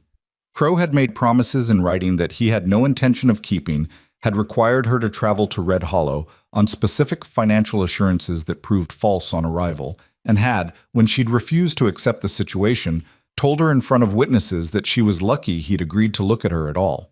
She'd left Red Hollow on the next available transport and not returned. She had kept his letters. She would be willing to provide copies. Clara read the letter twice and then set it down on the table. She thought about what it cost a woman to write something like that, to revisit it, to put it in an envelope and send it to someone she'd never met.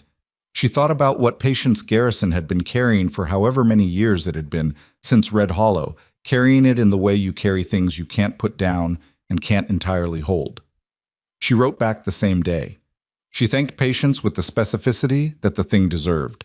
She told her that her account would be used carefully and that she would be told of any outcome that resulted from it. Colton read both letters when she showed him.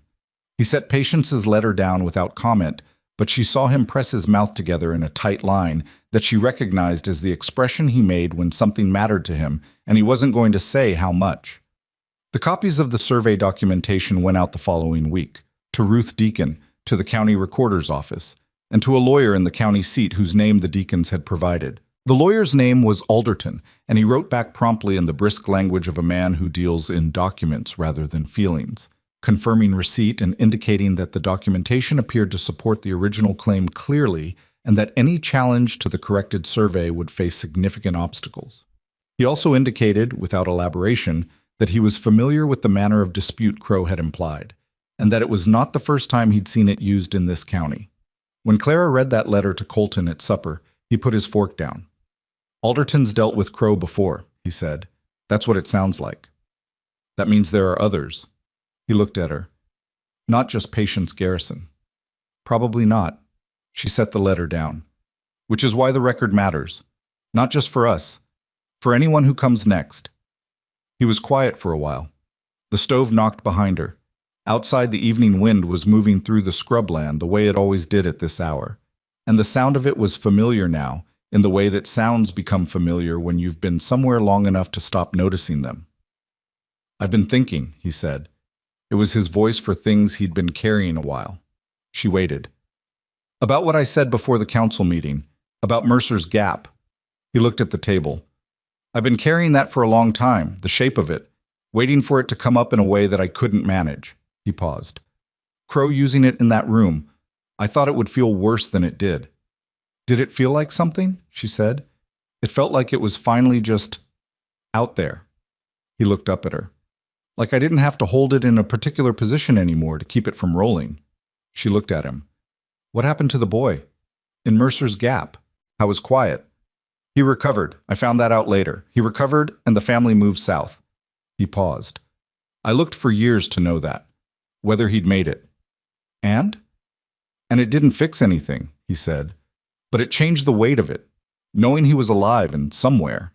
He looked at the table again. "I'm not saying it was nothing. What happened? I'm saying it's not all I am." "I know that," she said. He looked up. "I've known that since the second week," she said.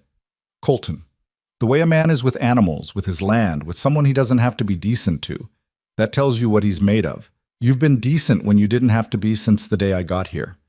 He looked at her with the expression that she'd catalogued over the past 2 months as the one he wore when something landed close to the place he kept most offended, and she could see him deciding what to do with it, whether to deflect or dismiss or simply hold it. He held it. "I want to ask you something," he said. She waited. "You've been here 2 months.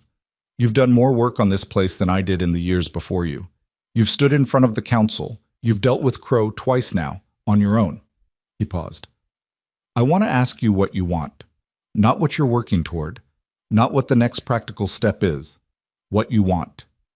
She looked at him. She thought about the question because it deserved genuine thought and not the first thing that came to her tongue. "I want to stay." she said. He held her gaze. Not because I have nowhere else to go, she said. I could go. I have skills and I'm not afraid of work, and I have enough now that I could find a different situation. I want to stay here. She paused. I want the garden to come in full. I want to mend the rest of the fence. I want the accounts to be straight at the end of the year. I want...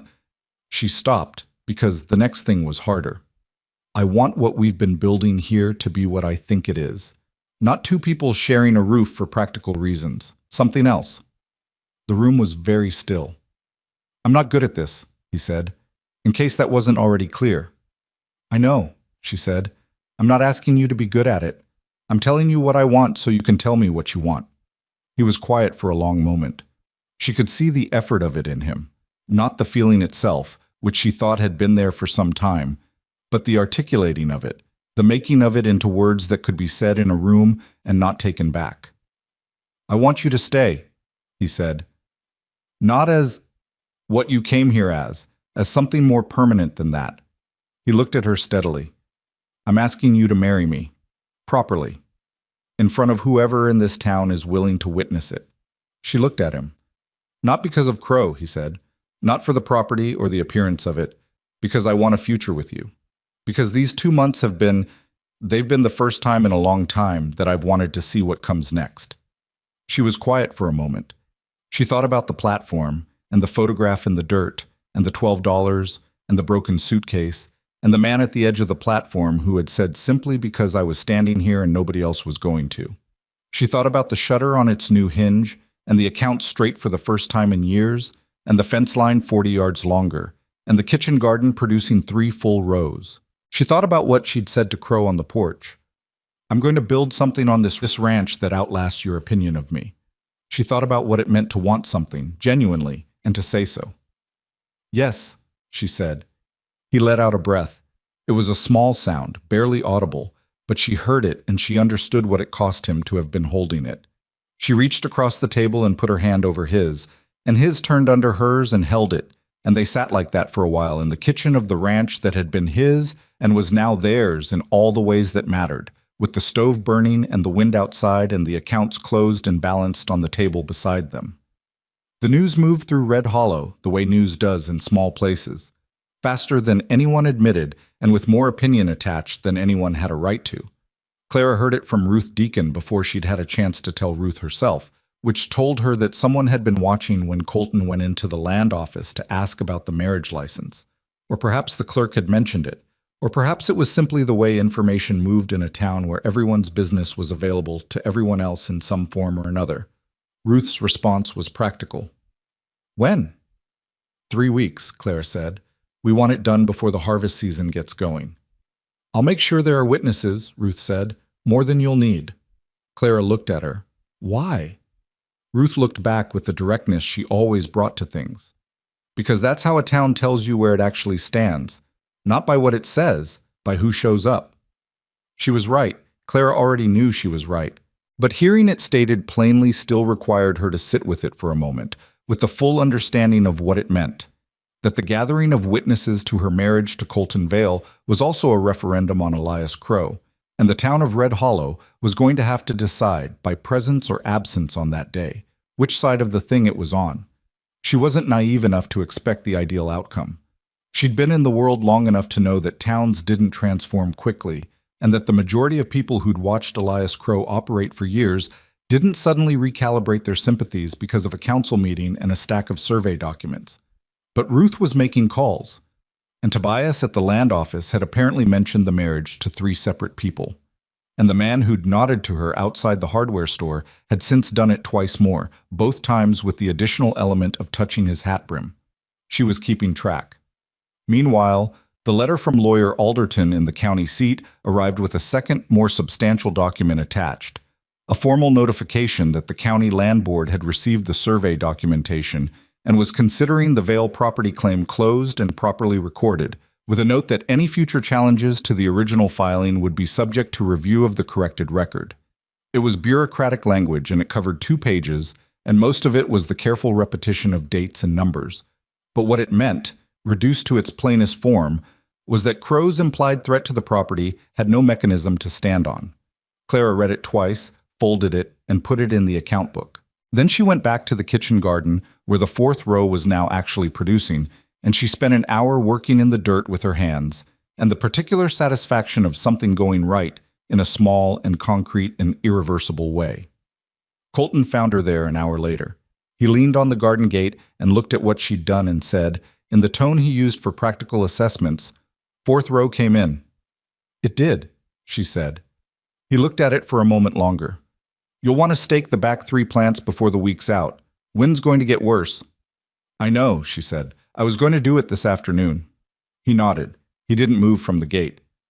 "Alderton's letter?" he said. "In the account book." "Good news." He nodded again.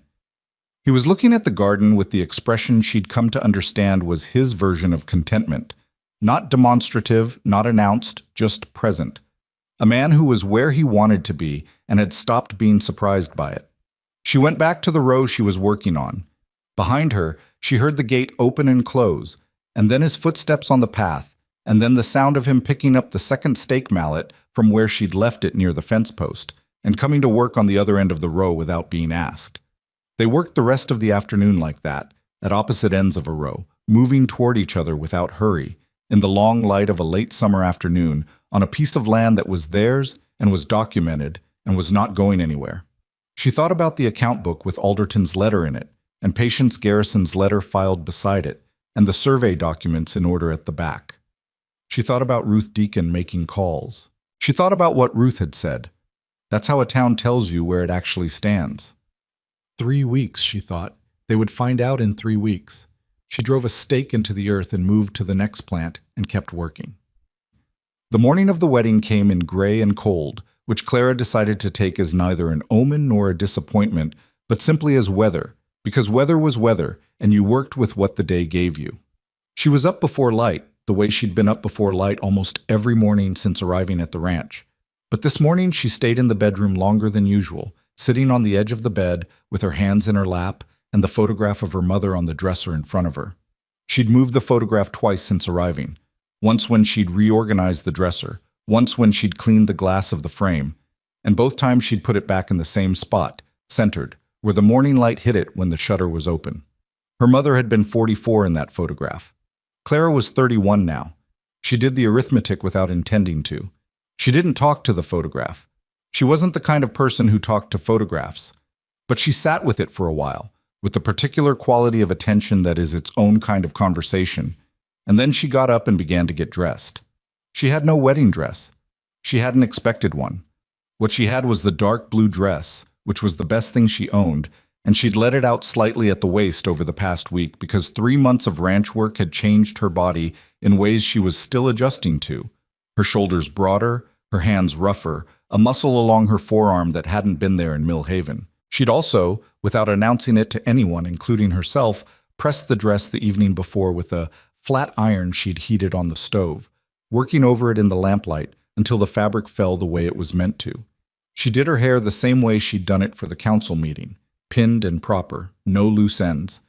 And she looked at herself in the small mirror above the dresser and thought, this is what you look like. This is the face that has been here for 3 months, in this house, on this land.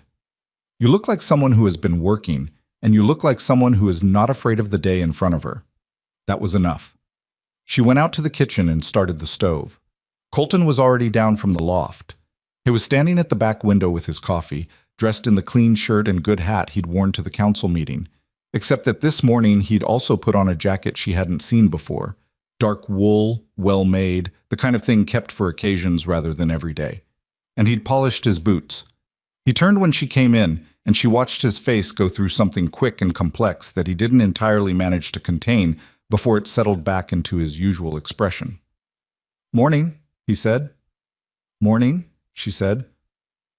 She got the coffee, and they stood on opposite sides of the kitchen and drank it, and neither of them said anything for a while. And the silence was not uncomfortable, but was a different quality than their usual silence. Fuller, somehow, or maybe just weighted differently. "Ruth said she'd have the place ready by 10, Clara said. "I know." He looked at his coffee. "I was thinking about what you said, 3 weeks ago, when I asked what you wanted." She waited. You said you wanted the garden to come in full. The fence mended, the account straight. He paused. You didn't say anything about me until the last part of it. She looked at him. Is that a complaint? No, he said. It's why I trust it. She held his gaze for a moment. Then she turned back to the stove and made breakfast, and they ate, and the morning moved forward the way mornings do when you've decided to let them. The wedding was held in the deacon's front room, which was the largest private room in Red Hollow that wasn't the saloon or the land office, and Ruth had moved the furniture to the walls and opened both windows despite the cold because she'd apparently decided that whatever number of people showed up, they were going to have room to stand. The justice of the peace was a man named Carver, who also ran the assay office and seemed vaguely surprised to be there, as though he'd agreed to do it in the abstract and the reality of an actual Thursday morning had caught him slightly off guard. Clara and Colton arrived at 9:45. Clara had not let herself think too carefully about who would be there, because thinking about it would have led to the particular anxiety of hoping for specific things and being prepared for their absence, and she'd decided the more honest approach was to simply walk in and see. She walked in and saw. Ruth Deacon was there, and her husband George, who turned out to be a quieter and more attentive man than she'd expected from Ruth's descriptions of him. Burl from the feed merchant was there with his wife, a small woman in a good coat who shook Clara's hand with both of hers. Tobias from the land office, who Clara was meeting properly for the first time, was there and looked young enough that she wondered briefly how he'd managed to keep his conscience intact in a job that required working alongside Aldous Het. There were 8 other people she recognized from the main street to varying degrees, faces she'd cataloged over 3 months of supply runs, some who'd avoided her eyes and now weren't, some who'd been decent from the beginning and were continuing to be. There were 22 people in Ruth Deacon's front room on a cold Thursday morning. She counted because Ruth had said that's how a town tells you where it actually stands, and she wanted to know. Aldous Het was not there. Elias Crow was not there. She had not expected either of them, but she'd thought perhaps 1 or 2 of the council members might come, and 2 of them had, the thin man from the end of the table, whose name turned out to be Warren Fells, and another man she hadn't known was on the council at all, who introduced himself to Colton with the particular awkwardness of someone making a gesture they're not certain will be received. Colton shook his hand. Clara watched him do it without stiffness, and she thought, this is also who he is, the man who can do that. The ceremony was short. Carver read from the civil form with the careful intonation of a man performing a function he takes seriously even if he doesn't find it natural, and Clara and Colton stood next to each other and said what needed to be said. And when Carver got to the part about the declaration, they both said yes with the same flatness and certainty, the same quality of voice they used when discussing fence posts or account figures, which Clara thought was probably the most honest way possible to say a thing you meant. When it was done, Ruth produced a cake from somewhere, actual cake, sugar and dried fruit, and a decent crumb. And George Deacon opened a bottle of something that turned out to be surprisingly good whiskey. And the 22 people in the front room became something closer to a gathering than a ceremony. And Clara stood in the middle of it and drank a small glass of whiskey and talked to people she'd been watching from a distance for 3 months. The woman in the good coat, Burl's wife, whose name was May, told Clara that she'd seen what happened on the station platform and had said something to Burl that night about it that had kept them both up until nearly midnight. Clara asked her what she'd said, and May pressed her mouth together briefly and said, I said that could have been any of us. That's what I said. Clara looked at her and nodded and didn't say more, because May hadn't said it to be thanked, and Clara understood that. Warren Fells, the thin man from the council table, found her near the window with an expression of someone who has rehearsed an approach and is executing it slightly off from the rehearsal. I want to say, he started, and then stopped. The meeting, the way it went. I want you to know I didn't, he stopped again. I voted to close the matter. After. I know, she said. I appreciate it. He nodded, relieved in the way of someone who has managed a difficult errand. He moved away and she looked out the window at the main street of Red Hollow, at the hardware store and the feed merchant and the hotel and the land office, at the ordinary running of a Thursday morning in a small frontier town, and she thought about what it had taken to be standing here instead of on the station platform 3 months ago, with a broken suitcase and $12 and a dead woman's photograph in the dirt.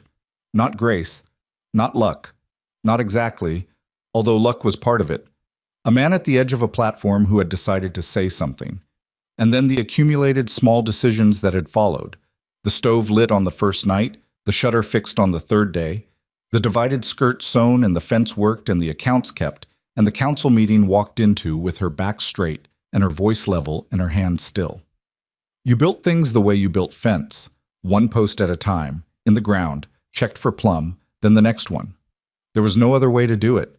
She turned from the window and found Colton standing across the room talking to George Deacon and Burrell about something that appeared to involve the spring cattle market, which was the most ordinary conversation possible for a man to be having at his own wedding reception. And she looked at him, at the way he stood, at the jacket he'd kept for occasions, at the particular quality of attention he was giving George Deacon. Not polite attention, but genuine. And she thought, I know who this man is. Not completely. You never knew anyone completely, and the ones who thought they did were usually the most wrong. But she knew who he was in the ways that mattered for the life they were building. Careful with things that were fragile, consistent in ways that didn't require an audience, willing to do the hard thing without making a performance of it.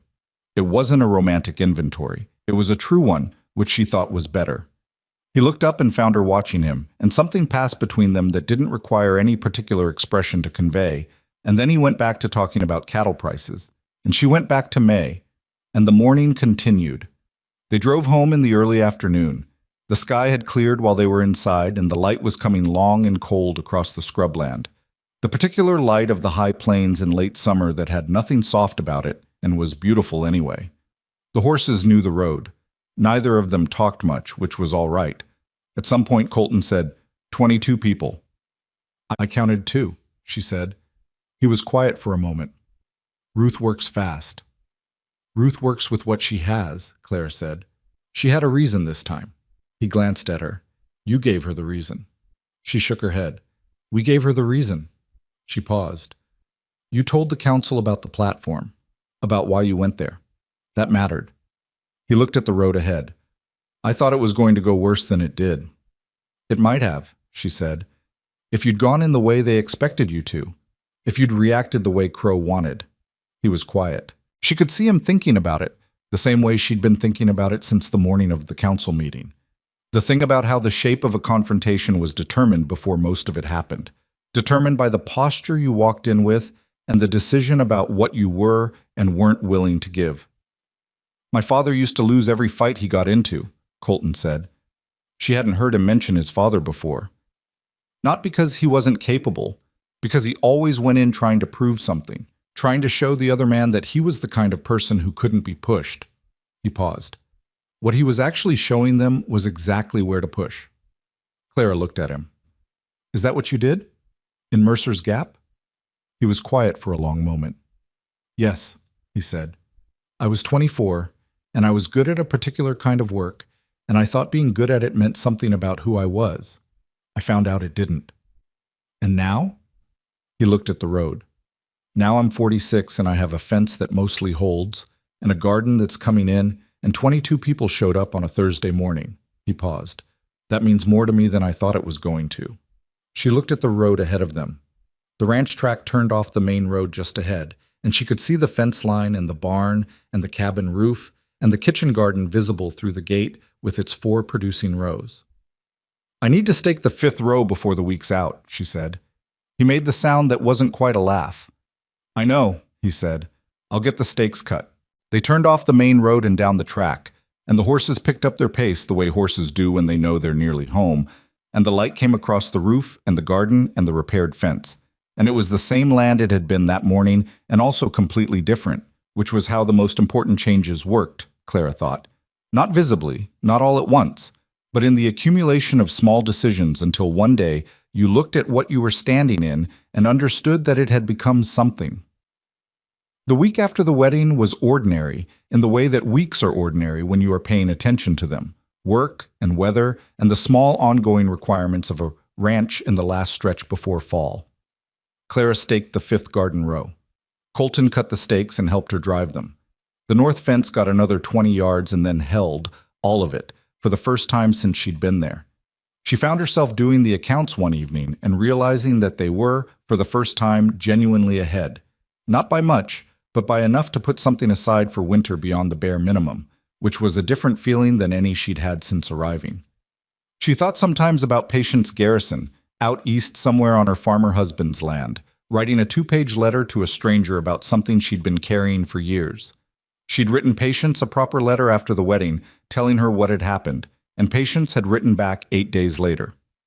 The letter was short. She wasn't a woman who expanded when brevity served, but it ended with a sentence that Clara read twice and then kept. It said, "I'm glad it came to something. That's more than most of it does." She put the letter in the account book with the others.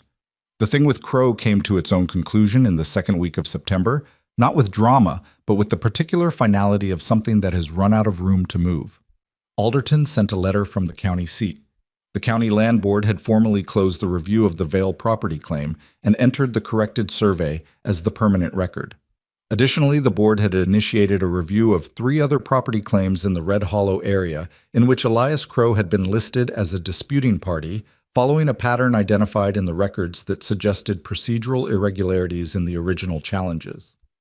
The language was careful and dry and said nothing about Crow directly, but what it meant, read plainly, was that someone at the county level had looked at the assembled documentation, the survey records, Patience Garrison's account, Alderton's own knowledge of prior cases, and had decided that the irregularities were not isolated incidents. Clara read the letter at the kitchen table and then passed it to Colton without comment. He read it. He set it down. "That's going to cost him," he said. "Yes. Not everything. He's got connections at the county level too. He'll fight it." "He'll fight it, and he'll lose some of it, and keep some of it," she said. "That's how it usually goes." He looked at her. "You thought it would end bigger than this." She shook her head. "I thought it needed to end in the right direction. That's different from big." She picked up the letter. "The record exists. Patience's account is in it. Tobias's compilation is in it. Alderton knows the pattern. If Crow tries to run the same scheme again, he's doing it against a documented history." She paused. "That's not justice exactly, but it's the shape that justice takes when it actually works. Most of the time. Slow and boring and administrative." He looked at her for a moment. "Where did you learn to think like that?" "My father," she said, "before he couldn't anymore. He kept the books for a man who ran a hardware business, and that man's partner kept stealing from the accounts, small amounts at a time. Nothing you could point to in isolation. My father spent 8 months documenting it. Every discrepancy, every date, every pattern.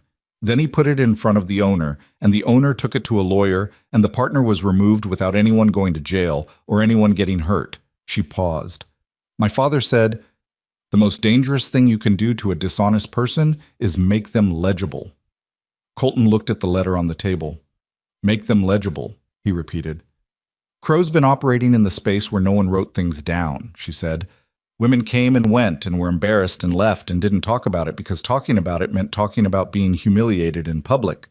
And most people would rather carry that privately than expose it." She paused.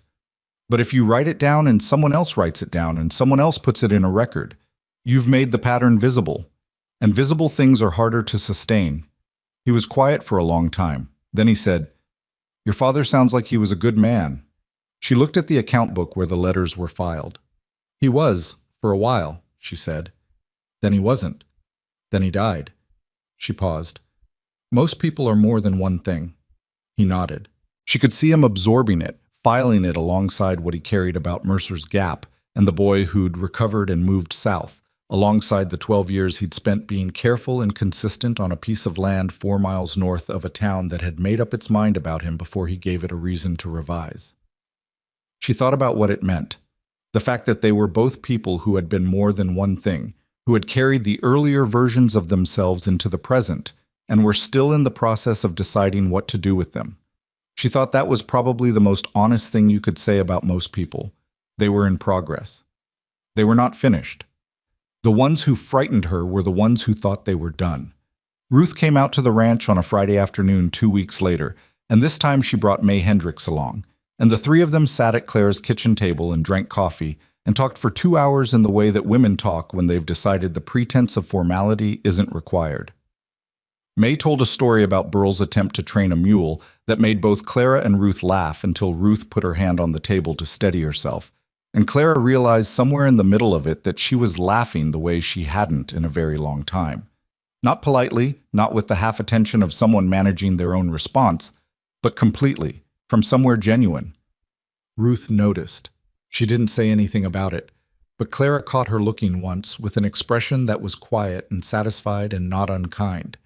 After May went to check on her horse, Ruth sat with the last of her coffee and said, "Het came to see us." Clara looked up. "George?" "Last week." He wanted George to know that he'd voted to close the council proceeding, that he thought it had been handled correctly. She paused.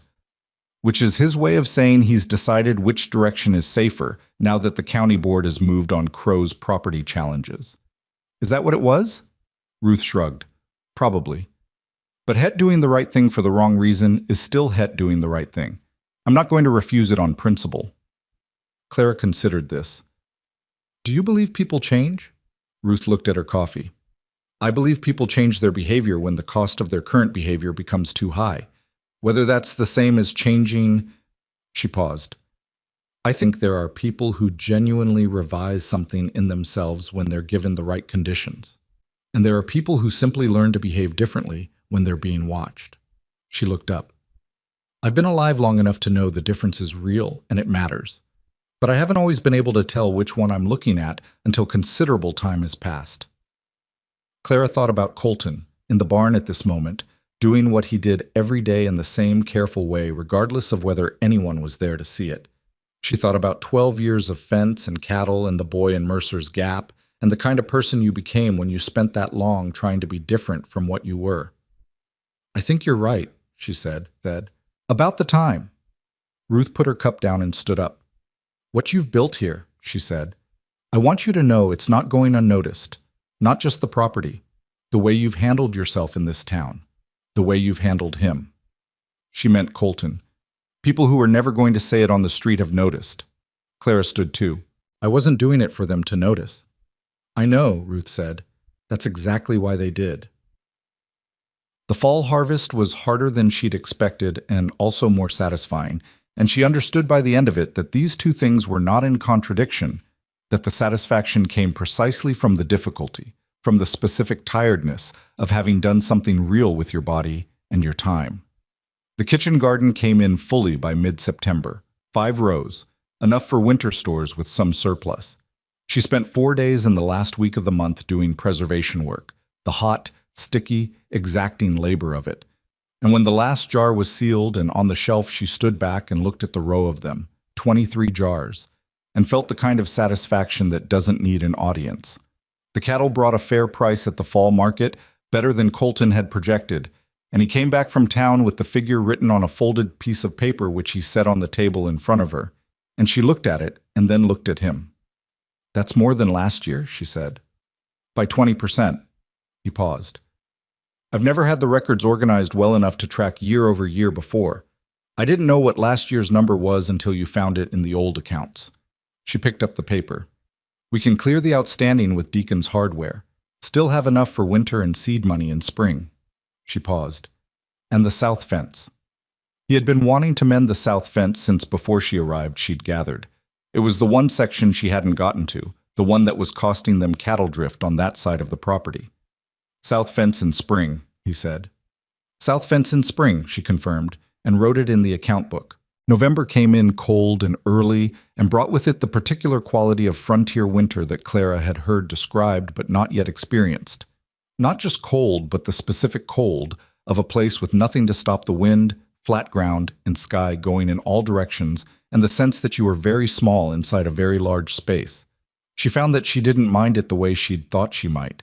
She minded the cold as a physical fact, the way you minded the weight of a fence post or the blister from the draw knife, as something you worked with, not something to be resented.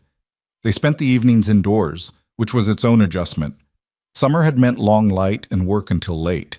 Winter meant the stove and the lamps and the particular intimacy of 2 people in a small house through the long dark. She'd wondered, before the cold set in, whether the contracted space would create a friction between them. She'd been wrong. What it created instead was a different kind of knowing, the way you learned someone when there was nowhere to retreat, when you couldn't spend an afternoon on opposite sides of a fence line if the morning had been difficult. There were difficult mornings. She wasn't going to pretend otherwise, even to herself. There was a week in November when something was wrong with him that she couldn't identify, and he couldn't or wouldn't articulate, and she spent 3 days trying to figure out whether to ask directly or leave it alone, and made the wrong call on the first try and made the right one on the second. And by the end of the week it had passed, and she'd learned something about the difference between the two approaches that she filed alongside everything else she was learning about how to be in the same space as this particular person. I was learning things too. She could see it in the small adjustments he made, the way he'd started saying things he would have previously not said, not large things, but the running commentary of daily life that she'd noticed was absent when she arrived, and was now not absent. He told her when the north cattle were drifting again. He mentioned when he was going to be late in from the barn. He told her, one evening in December, that his back had been bothering him for 2 days, which was a declaration of vulnerability so minor that most people would not have registered it as such. And she understood that for him it was significant, and she treated it accordingly, without making anything of it, just noting it. She made a different kind of bread that week, the denser kind that required less standing over the stove, and if he noticed the connection, he didn't say so, and that was fine. The letter from Alderton came in January, and it was the last letter in what had been a long correspondence, and it said what Clara had been hoping it would say without having let herself count on it. The County Land Board had completed its review of the 3 Crow property challenges. 2 had been dismissed for procedural irregularities. The 3rd had been remanded to the district court for further review on the grounds of documented pattern of bad faith filing. Elias Crow had been formally notified and had 30 days to respond. Additionally, and this was the part Clara read twice, Tobias's compiled record of correspondence agency arrangements in the county had been submitted to the district court as supporting documentation in the land board case, and the district court had noted it and indicated that the pattern described therein might warrant separate review under statutes governing fraudulent representation in contractual arrangements. She sat with the letter for a long time. It wasn't done. Crow would respond and the court would move slowly, and there would be years of it in some form, probably. That was how legal processes worked, but the shape of it had changed irreversibly. The documentation existed, the pattern was named, the machinery that had been running in the dark for years was now running in the light, and things that run in the light run differently. She thought about Patience Garrison's letter. I'm glad it came to something. She went outside and found Colton at the south fence line, looking at it the way he looked at things that needed doing and were being deferred for practical reasons. It was January, and the ground was frozen, and spring was 2 months away. She handed him the letter without preamble. He read it standing there at the fence line, in the January cold, with his breath making small clouds in the air. She watched his face go through the sequence she knew, neutral, connecting, flat. And then something she didn't see often, a slow, complete exhale, not dramatic, just the release of something that had been held for a very long time. He folded the letter. He handed it back. He looked at the fence line. Spring, he said. We do the south fence.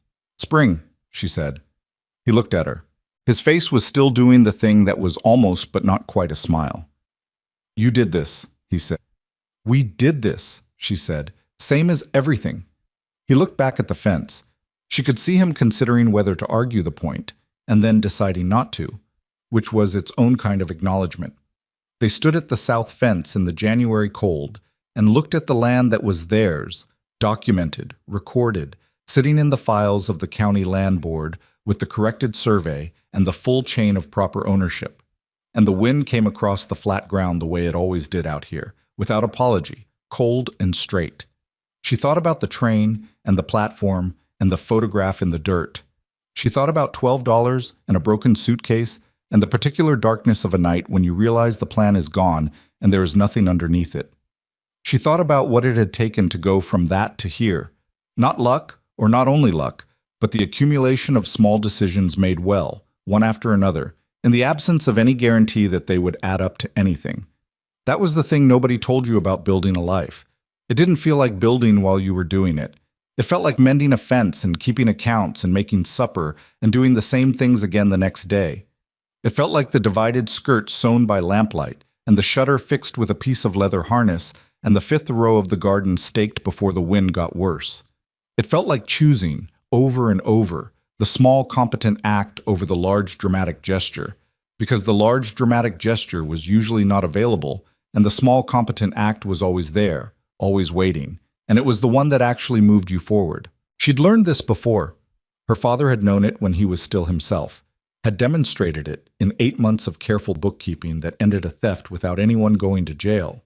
She'd forgotten it in the hard years, the years of her parents' illnesses, and the house sold, and the plan that wasn't a plan, so much as a desperate hope wearing plan-shaped clothing. She'd had to learn it again here, on this land, with this person, in this town that had wanted to define her before she had a chance to define herself. She thought about what Ruth had said. I believe people change their behavior when the cost of their current behavior becomes too high. And she thought about the distinction Ruth had made between people who genuinely revise something in themselves and people who simply learn to behave better when watched. And she thought that the honest answer to which one she was looking at, standing next to Colton Vale at the South Fence in January, was that she didn't entirely know, and that was all right. You did not need complete knowledge of a person to stand next to them. You needed enough. And enough was built from the same material as everything else: time, attention, and the willingness to keep looking. She thought about the woman who had stepped off the train in Red Hollow 3 months ago. Later it would become 4 months, 6, a year, the number changing as time did what time does. And she thought that woman would not have recognized this version of things as possible. Not because she lacked hope, but because she was standing in the rubble of the immediate and couldn't see past it yet. That was the thing about the immediate. It was so completely itself that it obscured everything that came after. What came after was not perfect. She would not say that. The fence still had weak sections, and the winter was long, and they were going to disagree before spring about the timing of the spring cattle purchase in a way that would take 3 days and 2 uncomfortable suppers to resolve. She was going to have a week in February when she missed her mother so acutely that the grief of it surprised her, came up without warning, like water from a pump you thought was dry. She would write to Patience Garrison in that week, and Patience would write back, and the letters would not fix anything but would make the carrying of it slightly more distributed, which was what good correspondence actually did. Colton would have his own bad weeks. He would have one in March, something from inside himself that she still didn't have complete language for. And she would be wrong again about the first approach, and right about the second, and she would be patient and consistent, and on the other side of it he would say quietly that he was glad she hadn't treated it as a catastrophe. None of that was waiting to ambush them. It was just the life, the ongoing, ordinary, unresolved life of 2 imperfect people on a piece of land in a frontier county doing the work. But on this January afternoon, at the south fence line, with Alderton's letter in her coat pocket and the wind coming straight across the flat ground and the kitchen garden resting under its thin cover of frost until spring, she allowed herself the full weight of what had been built. 22 people on a Thursday morning. The record in the county files. Patience Garrison's letter filed in the account book. The 4th row coming in. The 5th row coming in. The corrected survey. Sitting in the permanent files of the land board, where it would stay as long as anyone needed to look at it. The shutter on its good hinge, opening and closing cleanly, holding against the wind. You built things 1 post at a time. You checked for plumb and set the next one. You didn't wait for a day that had better weather, or a person who had fewer problems, or a plan that wasn't carrying the weight of everything that had gone wrong before it. You worked with what you had, on the ground you were standing on, with the tools available. And sometimes, not always, not as a promise, but sometimes, it held. The wind moved across the south fence, and the fence held, and Clara Vale stood at the edge of her land in January and let it, and the afternoon light went long and cold across everything, and the ranch sat at the bottom of its shallow slope with the barn and the house and the kitchen garden and the accounts straight for the first time in years. And it was not a story about destiny or fortune, not a story about the world being fair or goodness being rewarded in any clean or proportional way. It was a story about a woman who picked up a photograph out of the dirt on a station platform and put it in her pocket and kept walking. That was all. That was enough. That was, as it turned out, everything.